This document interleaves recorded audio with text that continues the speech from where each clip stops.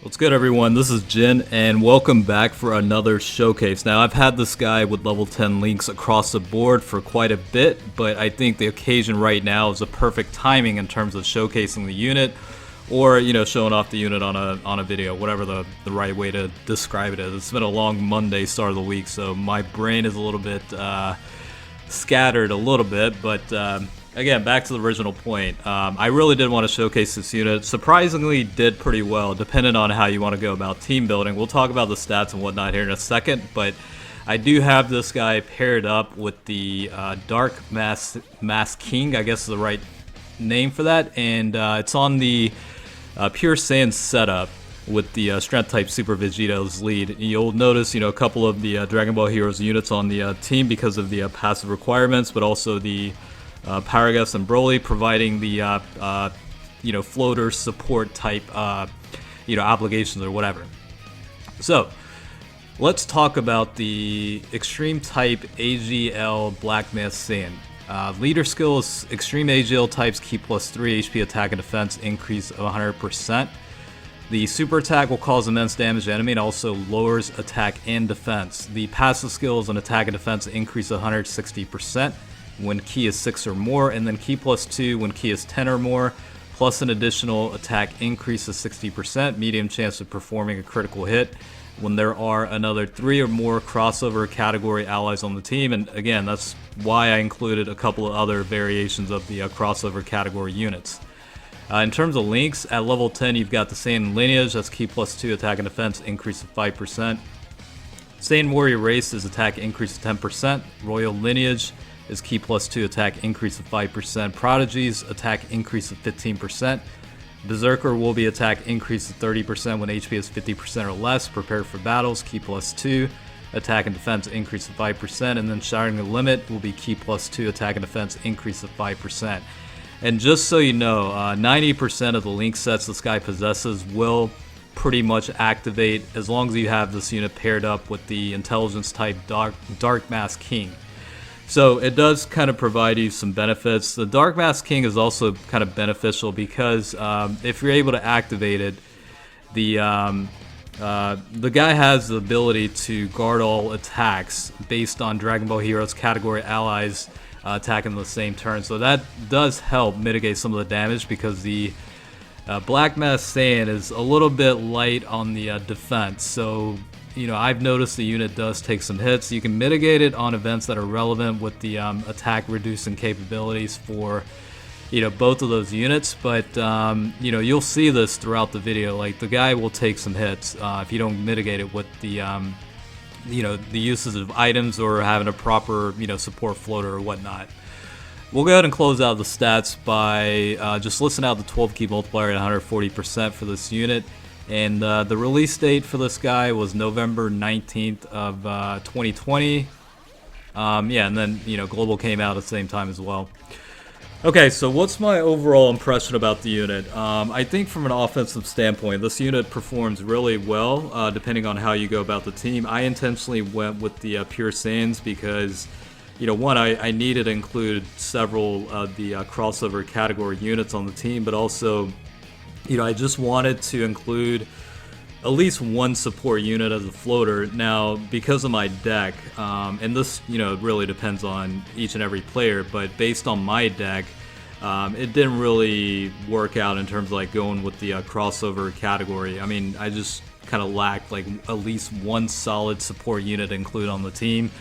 Just to further up some of the stats on a few of the rotations that was featured on the video, but outside of that, that's you could go with speaking of which, I didn't really talk about the categories. So like the categories available for this unit is Pure Saiyans, Time Travelers, Vegeta's Family, Dragon Ball Heroes, Crossover, Corroded Body and Mind, Gifted Warriors. Now, I didn't really explore each of the categories. I kind of just took a look and just took a look at the passive and skill sets or whatnot, and just kind of built a team around the Pure Saiyan setup. But again, you could go with the Crossovers, maybe even the Time Travelers.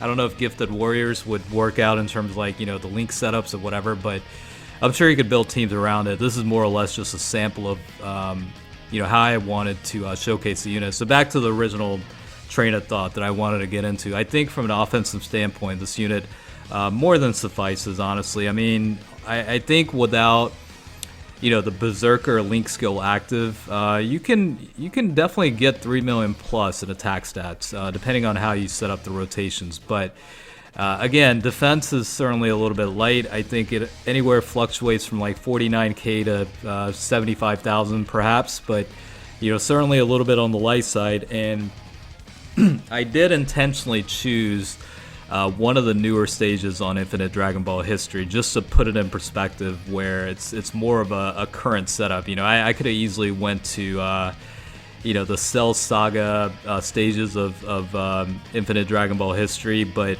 you know, obviously the enemies there are a little, not a little bit, but quite a bit weaker than some of the newer stages. So I didn't want to be biased in that regard, so I did choose somewhat of a newer event, I guess, or newer stage. With that being said, because of that, I did notice again, you know, the guy definitely does take some hits. If you don't mitigate it with, you know, the proper, you know, slot setups in the rotation, or maybe even like the items, or having an extra support floater on the rotation to mitigate some of that, or boost up the attack or defense somewhat. Yeah, you're looking at a decent amount of damage taken, and it almost scares me to think about the impact about, you know, on stages like Super Battle Road. Now again, like, you could probably lessen the damage received with the 2 units on the rotation by, you know, reducing the enemy's attack. But even then, like on Extreme Super Battle Road, you're going to be taking a lot of damage even on a normal, you know, attack standpoint. So I don't know how this guy's going to work out, and I think Nolar covered it, you know, on the video from earlier today.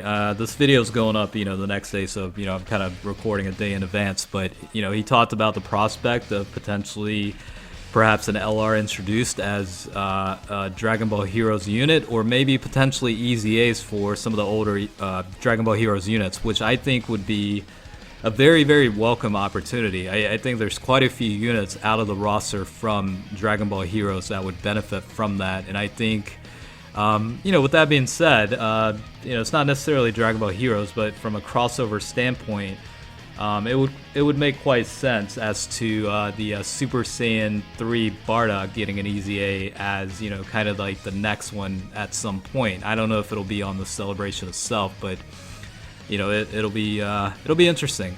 Now, I've heard a lot of noise about, you know, potentially what may come out as new units, and to be perfectly honest with you, I don't really keep up or have ever really checked out Dragon Ball Heroes. Like, I've kind of seen bits and pieces of like some of the episodes here and there, but it's not really something that I'm really that into. So I'm a little bit out of my depth when it comes to some of the units and characters or whatever. But it'll be exciting to see. You know, I think for me, the takeaway was there's a 50-50 chance that I might end up skipping the Dragon Ball Heroes banner this year, because again, the original point that I talked about last week was a lot of times, I'd say 90% of the units you really don't use outside of, you know, during this collab celebration. You know, you kind of go through the initial, you know, hype and excitement, especially like last year with the Super Saiyan 4s, and you know, everybody was hyped up about it, but you know, after a little while, you really don't hear about any of these units up until it comes back around, which we're getting into. So that's kind of the dilemma with it. But I think for me, what would potentially increase the odds of, you know, maybe passing, or maybe it actually increase the odds of actually me summoning is, you know, would be like the EZAs introduced for some of the older units. I don't have like full completion on even some of the, you know, year 1, year 2 collab units of, you know, whenever the Heroes collab started coming out. So it might be a good incentive for me to actually go into the banner in that regard. So I don't know. Let me know what your thoughts are. But either way, hopefully you enjoyed the showcase for the 100% potential Extreme AGL Black Mask Saiyan with level 10 links across the board. As always, thanks for watching. I'll catch you guys later. All right, peace out.